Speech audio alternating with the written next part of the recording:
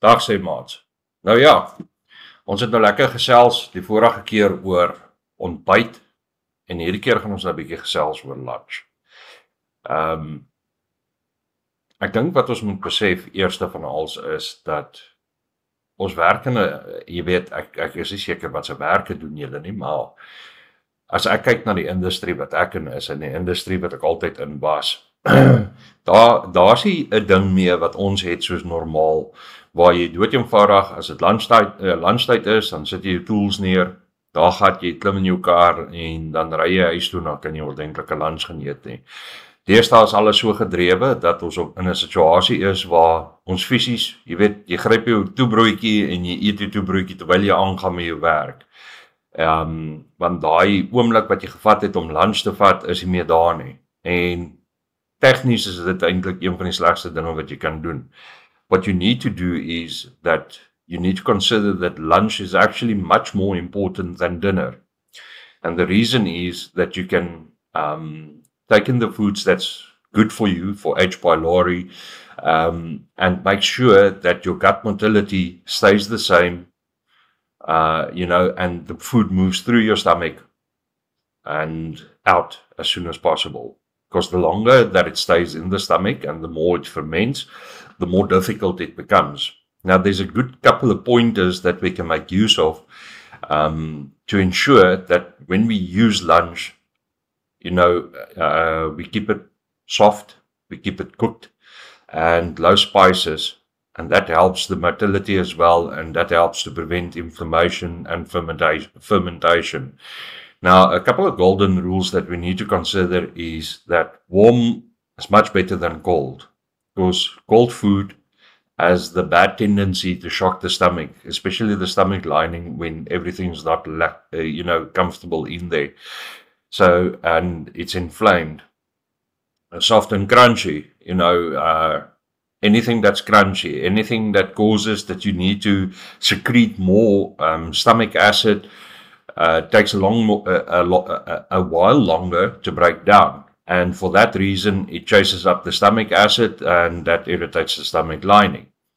Lean protein is absolutely something that you need to consider. Now, your lean proteins is your fish and chicken. If you're going to look at pork or even lamb or beef, that's heavy proteins and it takes a lot more stomach acid to digest it. All right, fat. Fat is a tricky one because there's certain fats that's not bad and there's certain fats that's a problem. If you're going to use something like margarine and butter and normal sunflower oil and so on, it takes a lot longer to digest and that causes the gas to build up and the nausea to start and so on. And it also irritates the stomach lining because there's a whole lot more acid required to break it down. Lunch is also one of those things, it's not a cheat meal. It needs to become one of the more important meals of the day. Now, we need to understand the body in this sense. In the morning you have a bit of stomach acid. By lunchtime, it's a bit more. And by evening, you have a lot of stomach acid. And that's why you will see that most of your symptoms is actually worse in the evening than during the day. It's because of the way that we eat as well. In the morning, we'll have breakfast, and I've discussed breakfast with you. If you by lunchtime can have a decent meal, then by the evening when you have something lighter, you will realize that the acid is not so much in effect anymore and it's not bothering you that much, so you will be able to do a bit better. All right, so that's one of the most important things there. And soft boiled, that's the most important thing. I can't overstate the importance of making sure that you boil everything soft. If it's your potato, it needs to be soft and peeled. If it's mixed veggies, or I would rather say at this stage, avoid country crock. Country crock contains cauliflower and broccoli, and both of them are irritants and they cause a lot of gas. Mince, you can use mince, but make sure that it's extra lean, because that bit of fat that it contains, that's usually the problem. Boiled eggs, very safe. Fish, as I said. So, what's the safe carbs that we can use in our meals? We can look at white rice and you can look at brown rice, but it's a bit harder to digest. So you get this Tastic, the blue packet, or the basmati, which is also fine, and it's long grain, it's soft boiled, and that's something you can use. Mashed potatoes, a very good starch. Where you can, as I said previously, also in the other video, avoid gluten as much as possible. So wheat flour, wheat bread, and all those type of things, it's not so good. All right. And then pasta, yes, pasta contains flour in a lot of cases, but pasta is soft boiled and that will also help. And then there is some certain soft wraps that you can use or a pita bread, but whatever you use in that sense, try and keep it to a lesser scale, especially when it contains gluten. Your side vegetable list will include carrots, baby marrows, pumpkins, butternut, green bean, and spinach, but it needs to be cooked. It needs to be boiled soft. And now you're going to say, okay, but the moment that you boil any vegetable soft, most of the minerals is actually in the water. It's fine. There is still a lot of the minerals and vitamins that's encapsulated in the veggies, and that will serve well. Now, the big enemy, onion and garlic. Try and avoid those. Because onion and garlic have the tendency to cause a lot of gas. You get the garlic powder and you get an onion powder. You can use a small dab of that. Not too much either. I know a lot of people, I mean, I'm one of those guys, I enjoy a lot of garlic. But garlic, to my wife, that was a Achilles heel. And onion, I mean, we used to braaiing a bit of onion with everything. You know, you make some mince, you braai onion. You make some green beans, it's got onion in. You make pumpkin and it's got onion in. So we're so used to onion, but onion is one of those triggers and it will really inflame the stomach lining. So try and avoid it at most costs.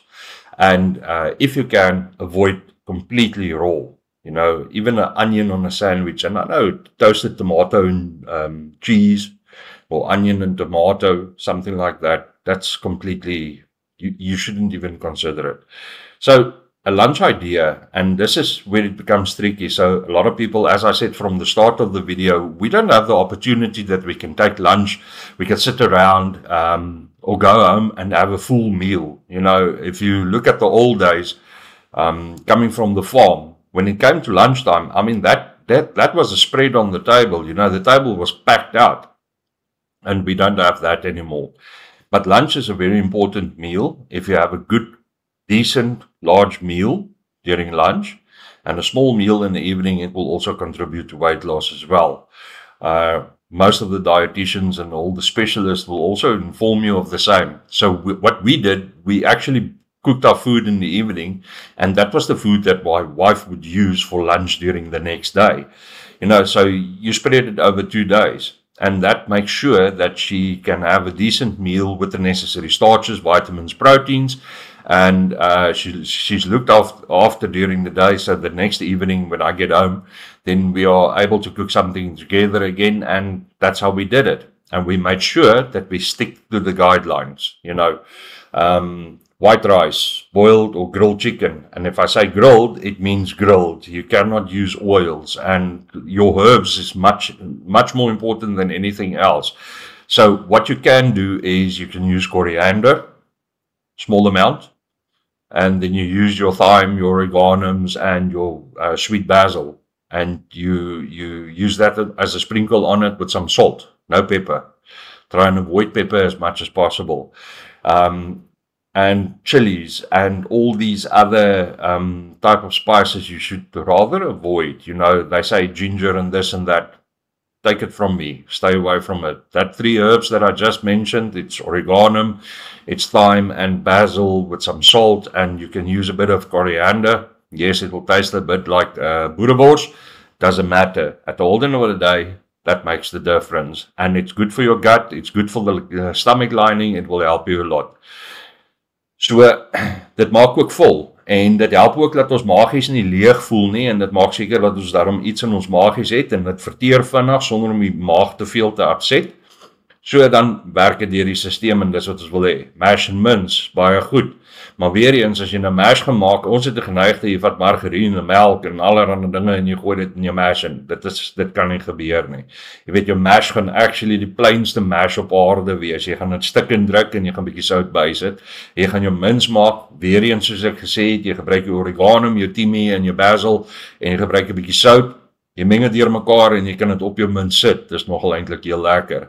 Jy weet, as jy oregano, timmy en basil gebruik saam met 'n bietjie koriander, dan het hy geneigte om amper so peperige smaakie te kry. En ek moet sê dit is vir my nogal baie lekker, veral as jy dit op aardappels eet. Dan hoendersop. Weer eens, as jy hoendersop gaan maak, pas op vir jou spices, so dit moet net hoender wees met aardappels en 'n bietjie wortel en 'n bietjie sout en 'n bay leaf of wat ook al. Jy weet, alles moet sag gekook wees. Hoe harder die kos is vir jou om te kou, dink net hoeveel sukkel jou maag daarmee. En dan pastas, jy kan dink aan 'n bietjie pastas, maar jy moet wegbly van tomatiesous. En nou, ons weet, jy maak 'n pasta en jy het 'n blikkie tamatie daar of jy het 'n vars tamatie. Tamatie is die vyand. Hy's uit en uit die vyand.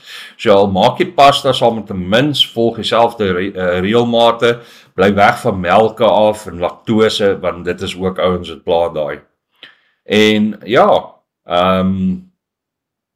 wat 'n mens moet regtig probeer vir my, is rou slaaie. Jy weet, ons is almal lief daarvoor, dis somer, dis flippend warm, en nou moet jy warm kos ook nog eet, dis 'n frustrasie, maar jy kan nie slaai eet nie, man, slaaie is hard, dit maak dit moeilik om te verteer, dit irriteer die maagwand, en jy gaan daarmee sukkel. Enigiets met sure, enigiets met harde dele, enige vetterige goeters. Mayonaise natuurlik is die grootste vyand op aarde. Ek bedoel, hy's vetterig, hy's suur, hy's presies alles waaroor jy gaan sukkel. En jou kabbetoebroodjies, jong, wees maar versigtig, 'n stukkie toast met 'n bietjie Marmite op, of 'n stukkie toast met 'n bietjie peanut butter op, maar weer eens, soos ek sê, nou moet jy versigtig wees, bly weg van breinbrood af, eet eerder witbrood in daai geval, maar gluten gaan nog steeds sal wees wat vir jou pyn kan wees. Dan gaskoeldranke is absoluut uit. Jy weet, as jy enigiets wil drink, is dit water, en as dit water is nie, dan is dit half appelsap met half water. Dis wat jy drink. Want enigiets anders het 'n geneigte om te irriteer. Enige ding met kaffieïn, soos koffie en hierdie Monsters en Red Bulls en ek weet nie wat se goed als nie. Daai goeders irriteer net baie erger. So dit is maniere hoe ons kan seker maak dat ons die sure in ons maag laag hou. Ons absorbeer B12, want onthou H. pylori hou daarvan om die B12 in jou liggaam te verwoes. So dan begin jy te sukkel met jou lippe, jy sukkel met energie en daar's 'n klomp ander dinge en jou ysterabsorpsie raak ook 'n probleem. Voordeel van ligte kosse is, dit kom maklik deur die stelsel, so as ons nodig het om badkamer toe te gaan vir nommer 2, outomaties sukkel ons nie, want ons is baie meer vesel wat sy werk doen daar, en jou maag werk eintlik oor die algemeen baie makliker, en normaal. So, onthou proteïene, onthou groente, onthou jou vesels, en stysel is veiliger as gluten. So met ander woorde, aardappels en jy kry die cornstarch of maizena soos dit ons ken, baie veiliger as wat gluten is of jou enige koekmele en flowers. Ek hoop hierdie raad help julle vandag en alle sterkte. Volgende keer sal ons praat oor aandete, wat is goed vir ons oor aandete, en dan sal ons bietjie later gesels ook wat beteken dit om te sê gut motility? Jy weet, hoe ons kos deur ons liggaam beweeg, wat moet eintlik gebeur, hoe moet dit gebeur en hoe lank moet waar wat lê. Mooi dag verder.